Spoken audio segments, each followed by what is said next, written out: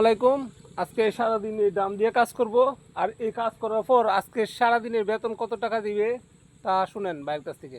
আমরা বাংলাদেশ থেকে জেনে এসেছি এখানে $400 বেতন আর খাওয়া দাওয়া কোম্পানি। এখানে এসে দেখি $210 $225 বেতন, খাওয়া দাওয়া নিজের, খাওয়াটা বাংলাদেশে আমরা 12,000 টাকা পাঠাতে পারি। কিন্তু না পারি এখানে থাকতে, না পারি আমরা দেশে চলে যেতে। কিন্তু পরিস্থিতি শিকার, এখান থেকে অন্তত 6 মাস ইনকাম করে এই দেশে চলে যেতে হবে সেই ভাড়া দিয়ে, আর না হলে আমরা এই দেশে থাকতে হবে। তাই গত আমরা বলি লাউস দেশে কেউ আসবেন না। আর গত কারণ গত 3 মাস আগে আমাদের স্যালারি $360 ছিল, কিন্তু এখন মাত্র $25 $225।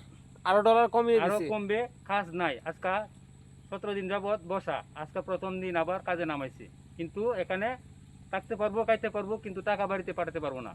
এই হচ্ছে সমস্যা। লাউস কোনো সুবিধার কাজ নাই। যেভাবে ডলার বলে, কিন্তু এই দেশ একটা গরিব দেশ, এই দেশে টাকার কোনো মান নাই।